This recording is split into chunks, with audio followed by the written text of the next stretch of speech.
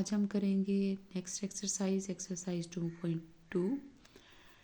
उससे पहले थोड़ी सी जो है वो देख लें, फार्मूलाज वगैरह देख लें कि कैसे कन्वर्ट करते हैं। A logarithm is based on 2 Greek words logos and arithmos. In Greek words दो हैं जिनसे मिलकर ये बना है, ठीक है। इनका मीनिंग क्या है? रेशो या प्रपोर्शन। अब logarithm of a real number क्या होता है, यानी अब हम किसी भी रियल नंबर का जब हम इस चैप्टर में लॉग लेंगे तो उसके रियल नंबर के लॉग से क्या मुराद है? The logarithm of a real number tell us how many times one number must be multiplied by itself to get another number. यानी एक नंबर खुद से ही कितनी बार मल्टीप्लाई होगा दूसरा नंबर देने के लिए। उसकी जनरल फॉर्म क्या है? ये लॉग की हमारे पास जनरल फॉर्म है, log b x is equal to y. अब यहाँ पे ये बी एक्स और वाई हमारे पास क्या है? बी हमारे पास बेस है, बी हमारे पास बेस कहलाता है। एक्स क्या है? Number whose log is being taken, जिसका नंबर लेना है वो यहाँ पे नंबर लिखा जाएगा और जो आंसर आएगा वो हमारे पास क्या आएगा? ये आएगा, यानी ये एक्सपोनेंट है या एक्स के लॉग का जो आंसर है वो हमारे पास यहाँ पे आएगा। The log of x with base b is y, यानी इसको इस तरह से रीड कर सकते हैं, the log of x with base b is equal to y, ठीक है। अच्छा, अब हमें क्वेश्चंस जो हैं वो इस चैप्टर में एक्सरसाइज में ये भी हैं कि लॉग को एक्सपोनेंट फॉर्म में लिखना और एक्सपोनेंट फॉर्म को लॉग में लिखना, तो उसको किस तरह लिखेंगे? ये हमारे पास लॉग की जनरल फॉर्म है। इसको एक्सपोनेंट फॉर्म में कैसे लिखते हैं कि ये बेस जो है ये हमारे पास यहाँ आ जाती है और ये जो आंसर था लॉग एक्स का ये हमारे पास पावर में चला जाता है और जिसका लॉग लिया गया था ये हमारे पास नंबर यहाँ पे आ जाता है। अगर आपको ये जो दोनों चीज़ें कन्वर्ट करने का पता है कि लॉग को एक्सपोनेंट में कैसे कन्वर्ट करें और एक्सपोनेंट को कैसे में कन्वर्ट करें, तो ये सारी एक्सरसाइज जो है ये इन्हीं दोनों पे हमारे पास बेस करती है। यहाँ पे बी क्या है? बी कोई भी हमारे पास 0 से ग्रेटर होगा, एक्स भी हमारे पास 0 से ग्रेटर होगा और बी जो है वो 1 के इक्वल नहीं होगा हमारे पास, ठीक है। क्वेश्चन नंबर 1 पे चलते हैं। क्वेश्चन नंबर 1 है हमारे पास एक्सप्रेस इन लॉग फॉर्म। अब ये एक्सपोनेंट फॉर्म में दिया हुआ है, इसको लॉग की फॉर्म में लिखना है। ये देखिए हमारे पास ये चीज़ थी, एक्सपोनेंट फॉर्म को लॉग की फॉर्म में अगर लिखना है तो ये एक्सपोनेंट है और ये हमारे पास लॉग है। कैसे लिखेंगे? ये देखें, ये जिसका जो आंसर आया था उसको लॉग के साथ लिखा जाता है, यानी जो आंसर आया था उसको हमने लॉग के साथ लिखा। जो b की पावर है यानी जो y है उसको हमने इक्वल की दूसरी साइड पे लिखा, 3 को हमने इक्वल की दूसरी साइड पे लिखा। जिसकी पावर है उसको हमने अब बेस में लिख दिया है, जिसकी पावर है उसे हमने बेस में लिख दिया है। तो अगर ये दोनों आपको इसकी प्रैक्टिस कर लें तो आप लोगों के लिए ये करना बहुत ज़्यादा आसान हो जाएगा। सेम मैंने इसीलिए हर किसी के सामने फ़िलहाल अभी फार्मूला लिखा हुआ है कन्वर्शन का, ताकि आपको अंदाज़ा हो कि कैसे करना है। जो आंसर था वो लॉग के आगे, जो पावर थी वो इक्वल की दूसरी साइड पे और ये 2 जो है ये हमारे पास बेस में। नेक्स्ट क्वेश्चन में भी सेम, जो इधर इक्वल की इधर वाली साइड पे चीज़ है वो हमारे पास लॉग के साथ आ जाएगी। ये जो हमारे पास पावर है ये इक्वल की दूसरी साइड पे चली जाएगी और ये जो 3 है ये हमारे पास बेस में चला जाएगा।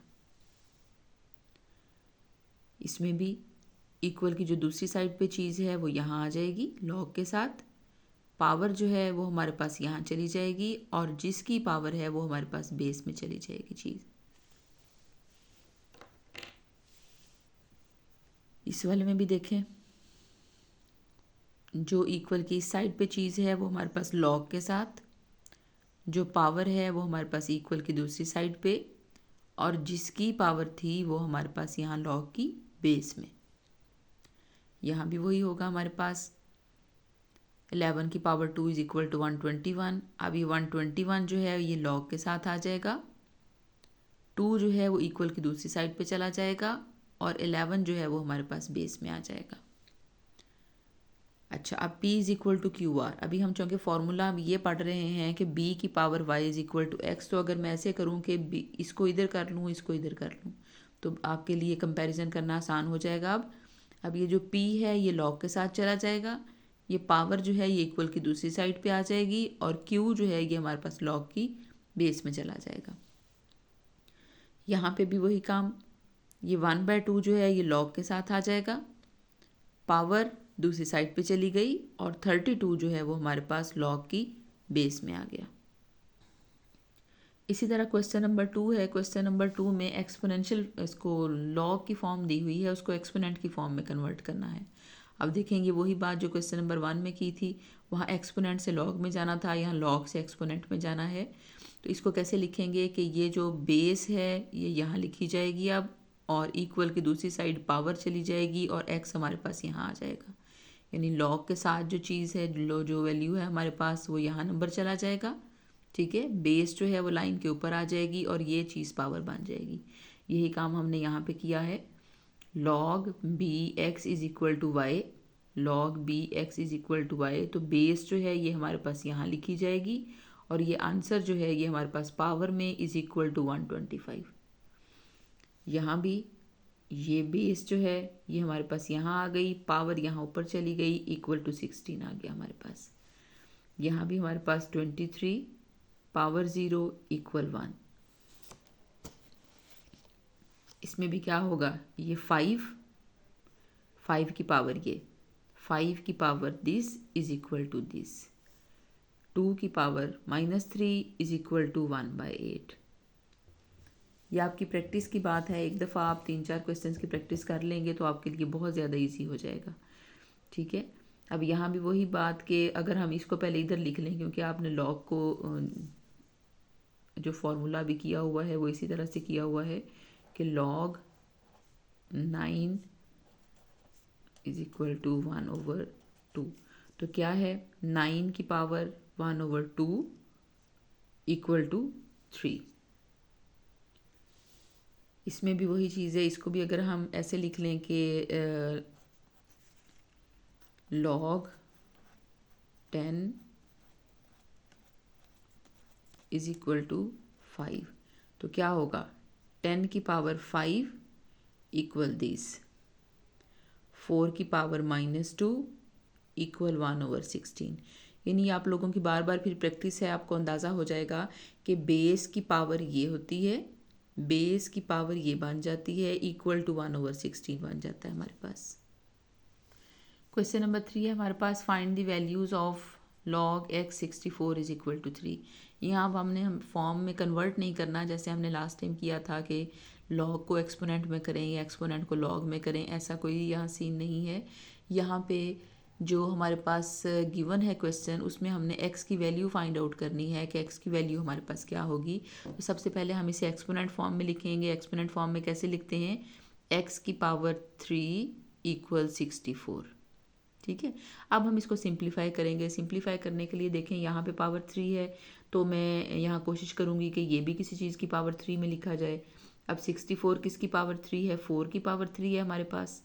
ठीक है, दोनों साइड पे 1/3 अप्लाई किया, क्यूब रूट दोनों साइड पे अप्लाई किया, ये 3 इस 3 से कैंसिल हो जाएगा, ये 3 इस 3 से कैंसिल हो जाएगा, तो x इज इक्वल टू 4 हमारे पास आंसर आ जाएगा।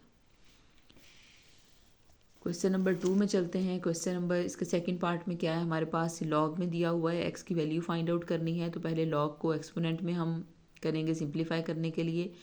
5 की पावर x इक्वल 1। ठीक है, यही हमने किया था ना कि इसकी पावर दिस इक्वल टू 1। 5 की power x is equal to 1। अब 5 की पावर x 1 को लिख सकते हैं 5 की पावर 0। हमें पता है किसी भी चीज़ की पावर अगर 0 हो तो हमारे पास आंसर क्या आता है, 1 आता है। तो इसका मतलब है 1 को लिख सकते हैं 5 की पावर 0, क्योंकि मैं बेस सेम करना चाह रही थी। बेस सेम होगी तो हमारे पास x का आंसर क्या आ जाएगा, 0 के इक्वल आ जाएगा।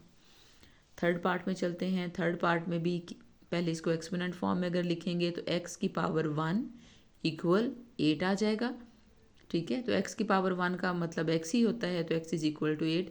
इसे फर्दर सिंप्लीफाई करने की ज़रूरत नहीं है।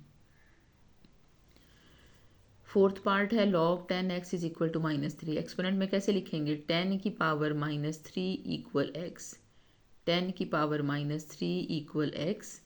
तो यहाँ से हमारे पास x को मैं इधर लिख लेती हूँ, 10 की पावर -3 को यहाँ लिख लेती हूँ।